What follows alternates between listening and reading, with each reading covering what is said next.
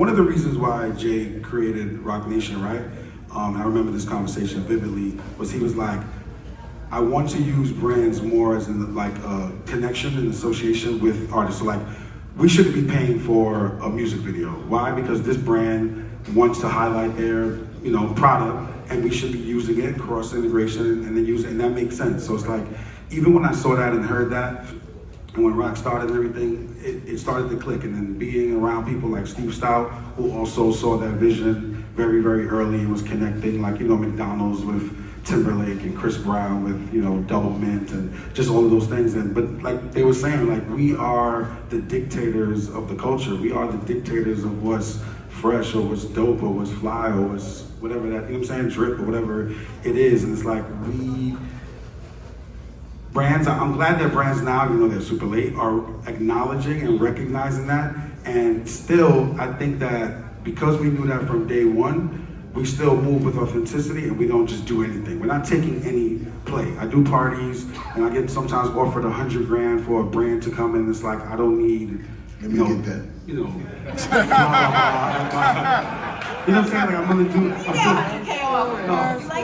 I'm not gonna do anything that doesn't make sense, but that comes with being authentic, and I know Emory very well.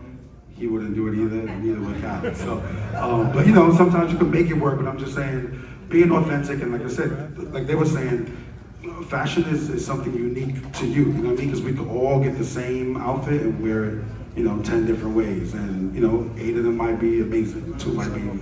And then let me add to that, like brands, right? When you talk about brands, I think that's what we built Paper Blings off of, that process, right? Everything is a process, and you got to realize sometimes people want to skip process and skip the steps. It's a process, it's a process.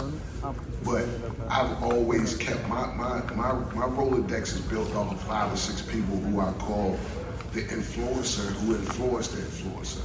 So I never use social media as a gauge because there's good numbers, there's fake numbers, right? But then, for example, I'm gonna give him his flowers right now. I got a good brother Ruggs here right now. And I remember when we started, this Duce thing, and we was in Baltimore on this Justin Timberlake tour, we flying back, and Jay in the room like, yo, we gotta hit the streets, boom, boom. I was like, okay. I tapped into people who as though I understood who he was as a human, right? And then helping him understand and see him as a brand at that moment. But sometimes people don't see it because we're caught up in everything else. But I'm already looking at, oh no, the reason why you're a brand, because look at all the guys around you who's paying attention to you, but go and run back and take your thing and do it and go and win with it. But I'm like, now I'm gonna let you see it.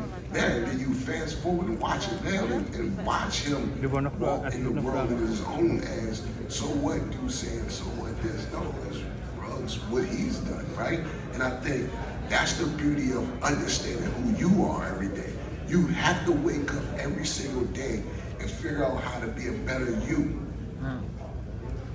Every single day, because it's gonna help you understand who you are and what your own personal brand is, because we all have our own personal brand. We all leaders, you got kids around here, you got this, so you might not be leading 100 or 1,000 people, but you got 10 people depending on you to lead. That's a brand. Yeah. And Lenny, I'm glad you used the word authenticity, because I feel like if Khaled has another middle name or needs a new one, it should be